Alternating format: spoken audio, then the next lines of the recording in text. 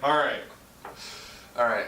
Hey, Internet, I'm Chaz. And I'm Dan. Welcome to Wine is Serious Business, episode 229. It's springtime, and we're drinking spring wine. Hell yeah, pink wine. Yeah. I love this time of year. I mean, all the new Rosés come out, and Oregon makes a lot of good ones. Yep. Chaz picked up a couple at the store. The Eyrie Vineyards was kind enough to send us some samples. A Rosé was one of them. Perfect. So that's going to be our first wine. And some interesting trivia. This is actually the first rosé ever done under the Eyrie Vineyards label.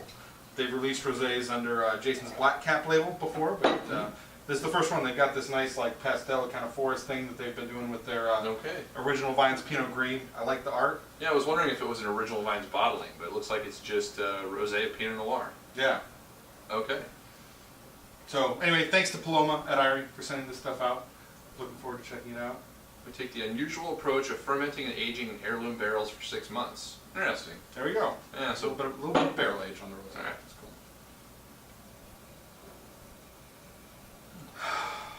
That's cool. Well, typical to what you expect with rosés, right? Like really fresh nose initially. Really light though. I mean, we're bordering on like water. There's some watermelon. Nice. I was trying to get that down. I'm getting a little bit of like leather, a little bit of like earthy edge coming in there. So maybe a little bit of that skin contact showing. And the watermelon definitely sticks out as the most prevalent flavor. There might be like a little bit of a touch of like raspberry. Like there's some sort of like tart red berry fruit going on those. Just a hint of it though. Yep. But the most predominant flavor is just like fresh raw watermelon, and yeah, it smells good.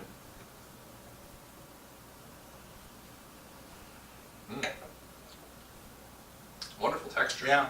Nice, clean. Killer texture actually.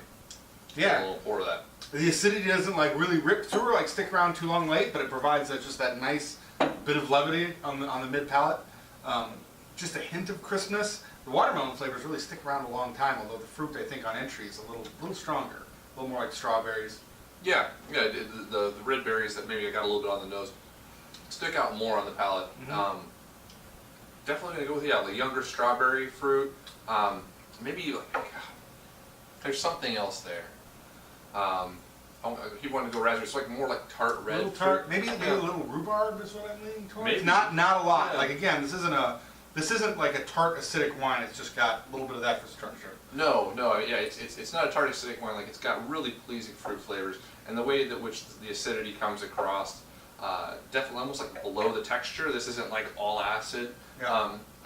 The texture here is like the main kind of driving factor, and then the fruit and the acid all run under it, if that makes sense. It's just a really interesting rosé. It's really delicious. I like it quite a bit. Yeah.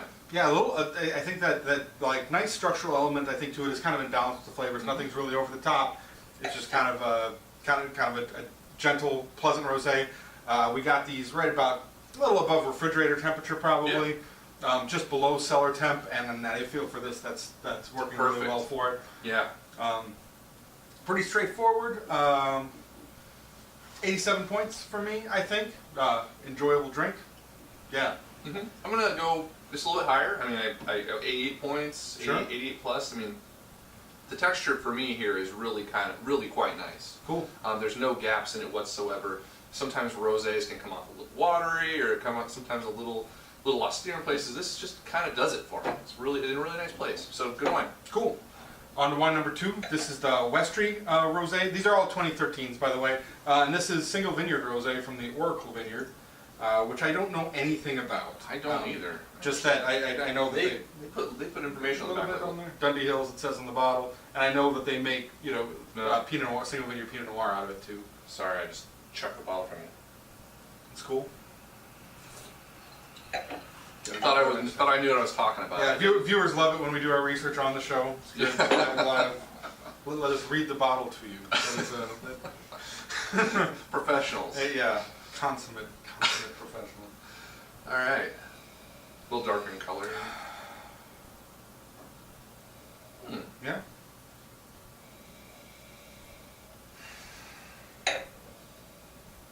I'm getting watermelon again, but a little bit of something like spicy on there too. Like, I'm failing to get past the watermelon thing again on the nose. there might be a hint of like something floral, like roses or something like just a hint floral. Is that power of suggestion? I don't know. It's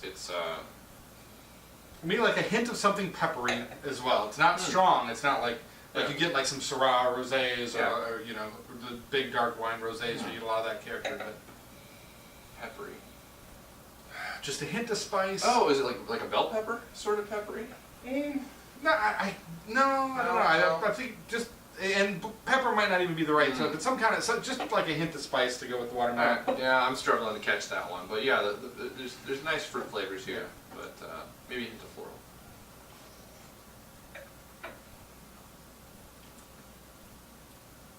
A little more richness on the palate, I think here. Definitely. On the front end, but definitely the less structural elements on the back. Like it kind of fades faster, I feel. And a little more ripeness to the fruit. There's still a sense of freshness here early on, but as things evolve, definitely more ripe fruit and a touch of richness, like Dan was saying. Yeah. So a little bit of complexity on the front end too. I see a little bit of fruit evolution, kind of sitting on the front of the tongue.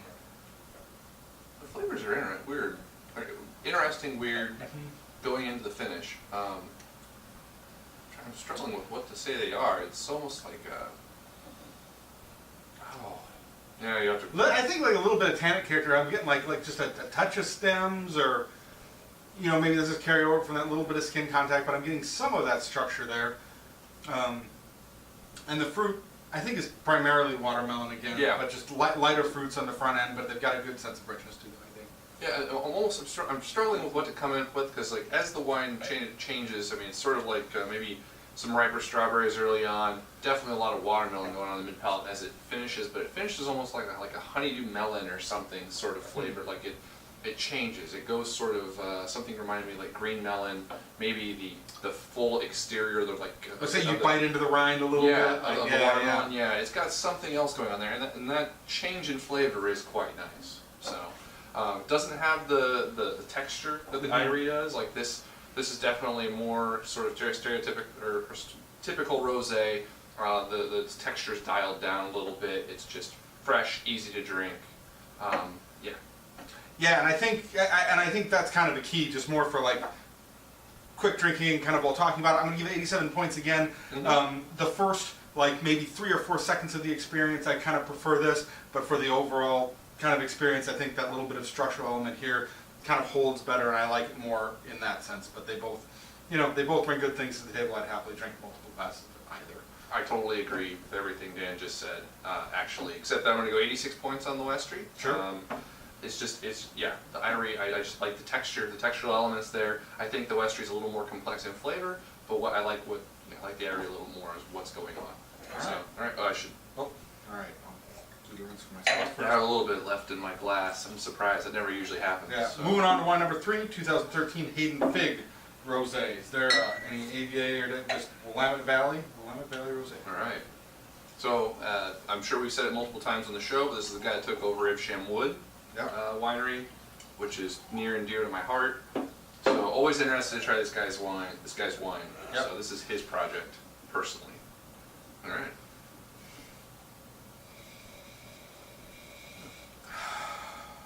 A different nose here for sure. I'm trying to put my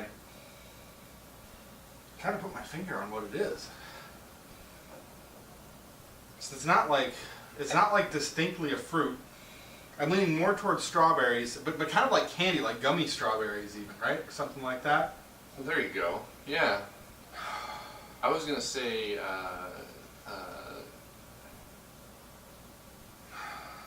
initially I was gonna go with like ripe cherries, but Sure.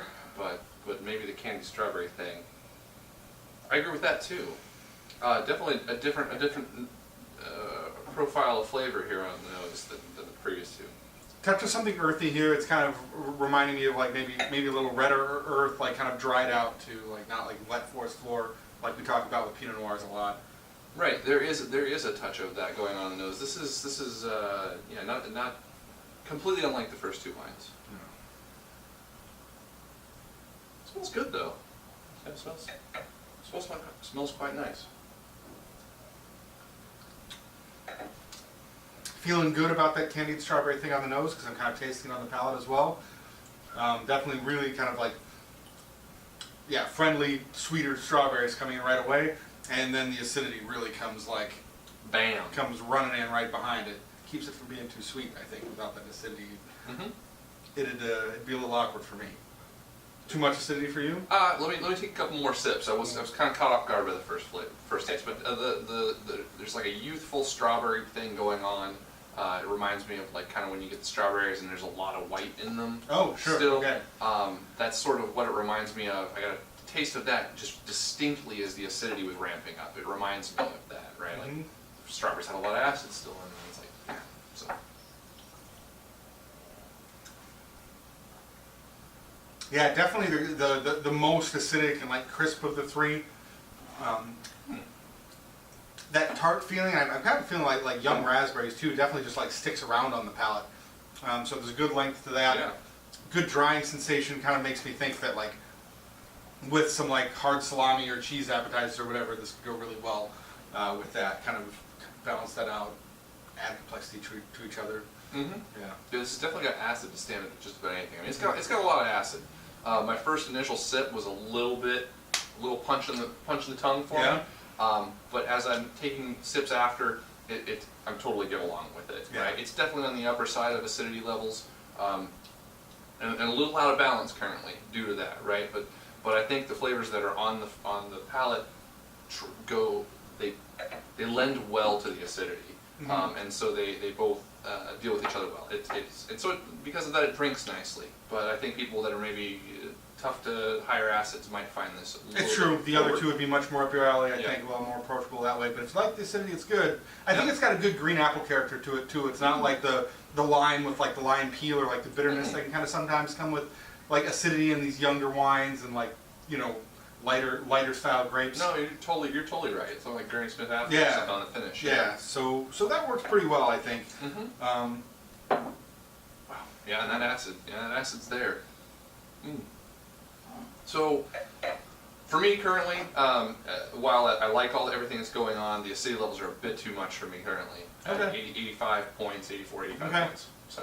Man, I'm the most boring one in this one. I'm just going to go 87 again. Yeah. I think they've all kind of got their strengths. The flavors of none of them like really jump out and grab me and be like, oh man, this is exactly what I love. But all of them are also like pleasant and easy to drink. I'd happily drink through a bottle of any of these. No doubt. Yeah, see them on glass. If I saw any of these on glass poured at a restaurant, I wouldn't be afraid to try or to drink any of them. Yep, So they're all really and delicious. a little bit stylistically different too. So that was actually really nice to see. yeah, like there's definitely at no point I think where any of us feeling like this is kind of generic bland rosé, right?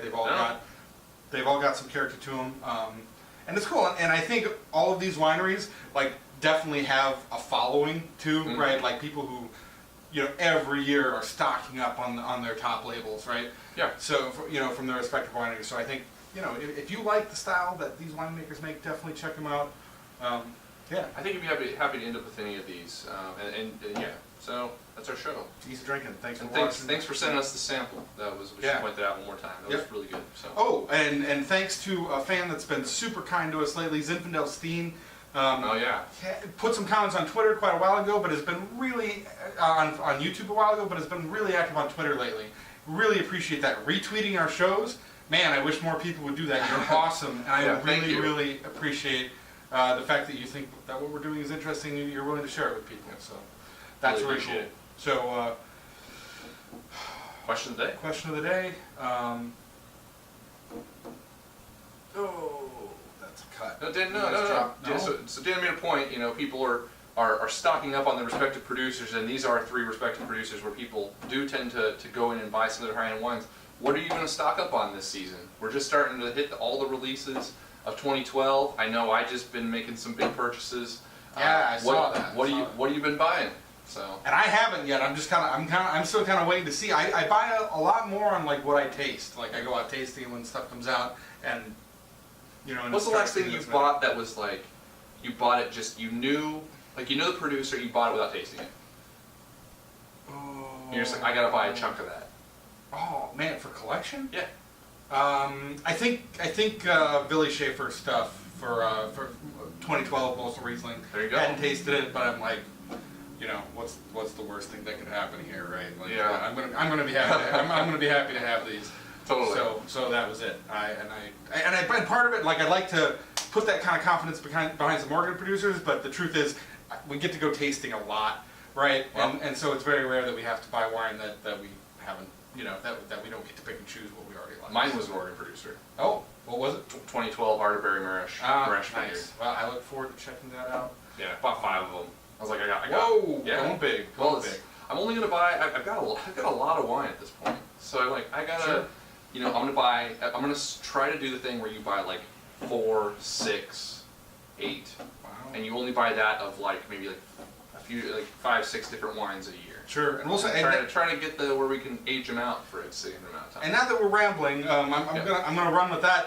After getting through a ton of 11s, that Arterberry Marsh is my second favorite wine from the vintage. Even still, we tasted it pretty early. Totally. That was fantastic stuff.